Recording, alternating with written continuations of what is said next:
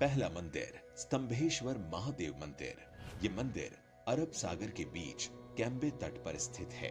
150 साल पहले खोजे गए इस मंदिर का उल्लेख महाशिव पुराण के रुद्र संहिता में मिलता है। इस मंदिर के शिवलिंग का आकार 4 फुट ऊंचा और 2 फुट के व्यास वाला है। स्तंभेश्वर महादेव का ये मंदिर सुबह और शाम दिन में 2 बार पल भर के लिए गायब हो जाता है और कुछ देर के बाद उसी जगह पर वापस भी आ जाता है, जिसका कारण अब अरब सागर में उठाने वाले ज्वार और भाटा को बताया जाता है, जिस कारण श्रद्धालु मंदिर के शिवलिंग का दर्शन तभी कर सकते हैं जब समुद्र की लहरें पूरी तरह शांत हो।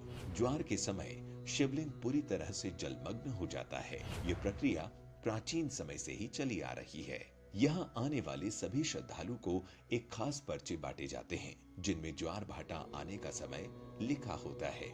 ऐसा इसलिए किया जाता है ताकि यहाँ आने वाले श्रद्धालुओं को परेशानी का सामना न करना पड़े। इसके अलावा इस मंदिर से एक पौराणिक कथा भी जुड़ी हुई है। कथा के अनुसार राक्षस तारकासुर ने भगवान शिव की कठोर तपस्या की। एक दिन शिवजी तपस्या से प्रसन्न होकर प्रकट हुए और वरदान मांगने को कहा। उसके बाद वरदान के रूप में तारकासुर ने शिव से मांगा कि उसे सिर्फ शिव जी का पुत्र ही मार सकेगा, और वो भी 6 दिन की आयु का। शिव जी ने ये वरदान तारकासुर को दे दिया और अंतर्ध्यान हो गए। इधर वरदान मिलते ही तारकासुर तीनों लोक में हाहाकार मचाने लगा, जिससे डरकर सभी देवतागण शिव जी के पास गए। देवताओं के आग्रह पर शिव जी ने उसी समय अपनी शक्ति से श्वेत पर्वत कुंड से 6 मस्तक, 4 आंख और 12 हाथ वाले एक पुत्र को उत्पन्न किया, जिसका नाम था कार्तिकेय। जिसके पश्चात कार्तिकेय ने 6 दिन की उम्र में तारकासुर का वध किया। लेकिन जब कार्तिकेय को पता चला कि तारकासुर भगवान शंकर का भक्त था, तो वो काफी व्यथित हो गए। फिर भगवान विष्णु ने कार्तिकेय से कहा, उस स्थान पर एक शिवालय बनवा दे, इससे उनका मन शांत होगा। भगवान कार्तिकेय ने ऐसा ही किया। फिर सभी देवताओं ने मिलकर वहीं सागर संगम तीर्थ पर विश्वनंद स्तंभ की स्थापना की, जिसे आज स्तंभेश्वर तीर्थ के नाम से जाना जाता है। निष्कलंक महादेव। ये मंदिर गुजरात के भावनगर में कोल्याक तट से 3 किलोमीटर अंदर अरब सागर में स्थित है। रोज अरब सागर की लहरें यहाँ के शिवलिंगों का जलाभिषेक करती है। लोग पैदल चलकर ही इस मंदिर में दर्शन करने आते हैं। इसके लिए उन्हें ज्वार उतरने का इंतजार करना पड़ता है। ज्वार के समय सिर्फ मंदिर का खंबा और पताका ही नजर आता है, जिसे देखकर ये अंदाजा भी नहीं लगाया जा सकता कि समुद्र में पानी के नीचे भगवान महादेव का प्राचीन मंदिर भी है। ये मंदिर महाभारत कालीन बताई जाती है। ऐसा माना जाता है कि महाभारत युद्ध में पांडवों ने कौरवों का वध कर युद्ध जीता था, पर युद्ध समाप्ति के बाद पांडवों को ज्ञात हुआ कि उसने अपने ही सगे संबंधियों के हत्या कर महापाप किया है। इस महापाप से छुटकारा पाने के लिए पांडव भगवान श्री कृष्ण के पास गए, जहां श्री कृष्ण ने पांडवों को पाप से मुक्ति के लिए एक कला ध्वजा और एक काली गाय सौंपी और पांडवों को गाय का अनुसरण करने को कहा, और कहा कि जब गाय और ध्वजे का रंग काले से सफेद हो जाए तो समझ लेना कि तुम सबको पाप से मुक्ति मिल गई है। साथ ही श्री कृष्ण ने पांडवों से ये भी कहा कि जिस जगह ये चमत्कार होगा वहीं पर तुम भगवान शिव की तपस्या भी करना। पांचों भाई भगवान श्री कृष्ण के कहे अनुसार काली ध्वजा हाथ में लिए काली गाय पीछे पीछे चलने लगे।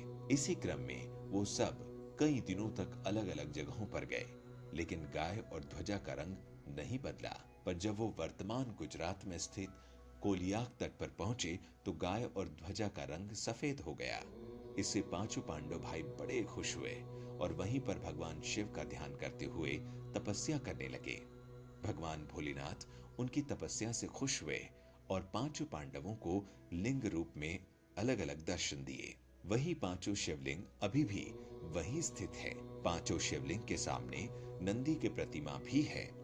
पांचों शिवलिंग एक वर्गाकार चबूतरे पर बने हुए हैं तथा ये कोलियाक समुद्र तट से पूर्व की ओर 3 किलोमीटर अंदर अरब सागर में स्थित है।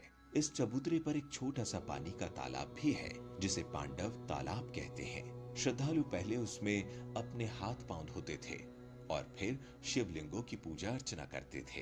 क्योंकि यहाँ पर आकर पांडवों को अपने भाइयों की हत्या के कलंक से मुक्ति मिली थी, इसीलिए इसे निष्कलंक महादेव कहते हैं। भादव के महीने में अमावस को यहाँ मेला लगता है, जिसे भाद्रवी कहा जाता है। प्रत्येक अमावस के दिन यहाँ भक्तों की विशेष भीड़ रहती है। लोगों की ऐसी मान्यता है कि यदि हम प्रियजनों की चिंता की आग शिवलिंग पर लगाकर जल में प्रवाहित कर दें, तो उनको मोक्ष मिल जाता है। मंदिर में भगवान शिव को राख, दूध, दही और नारियल चढ़ाए जाते हैं। सालाना प्रमुख मेला भाद्रवी भावनगर के महाराजा के वंशज के द्वारा मंदिर की पताका फहराने से शुरू होता है और फिर यही पताका मंदिर पर अगले 1 साल तक फहराती है। तीसरा, अचलेश्वर महादेव मंदिर। अचलेश्वर महादेव मंदिर नाम से भारत में महादेव के कई मंदिर है, लेकिन राजस्थान के धौलपुर में स्थित अचलेश्वर महादेव मंदिर बाकी सभी मंदिरों से अलग है। ये मंदिर राजस्थान और मध्य प्रदेश की सीमा पर स्थित है, जो चंबल और बीहड़ों के लिए प्रसिद्ध है।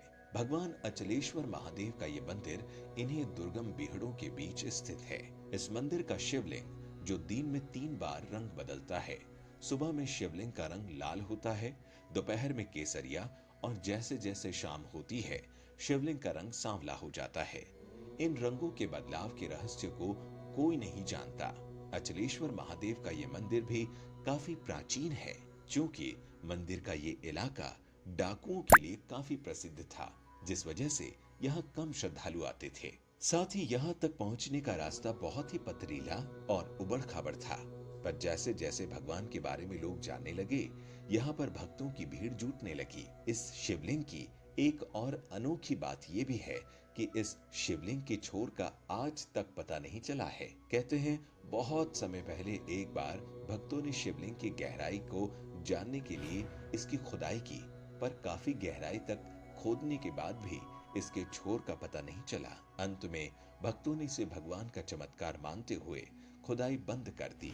भक्तों का मानना है कि भगवान अचलेश्वर महादेव भक्तों की सभी मनोकामनाओं को पूरा करते हैं। लक्ष्मीश्वर महादेव मंदिर। ऐसा माना जाता है कि इस मंदिर की स्थापना भगवान राम ने खड़ और दूषण के वध के पश्चात अपने भाई लक्ष्मण के कहने पर की थी। लक्ष्मीश्वर महादेव मंदिर के गर्भगृह में एक शिवलिंग है, जिसकी स्थापना स्वयं लक्ष्मण ने की थी। इस शिवलिंग में 1 लाख छिद्र हैं, इसीलिए इसे लक्षलिंग भी कहा जाता है। इस लाख छिद्रों में से एक छिद्र ऐसा भी है जो कि पातालगामी है, क्योंकि उसमें जितना भी जल डालो वो सब उसमें समा जाता है। लेकिन एक छिद्र अक्षय कुंड है, क्योंकि उसमें जल हमेशा ही भरा रहता है। लक्षलिंग पर चढ़ाया गया जल मंदिर के पीछे कुंड में भी चले जाने की मान्यता है, क्योंकि कुंड कभी सूखता नहीं। लक्षलिंग जमीन से करीब 30 फीट ऊपर है और इसे स्वयंभू लिंग भी माना जाता है। और 5वां, बिजली महादेव मंदिर।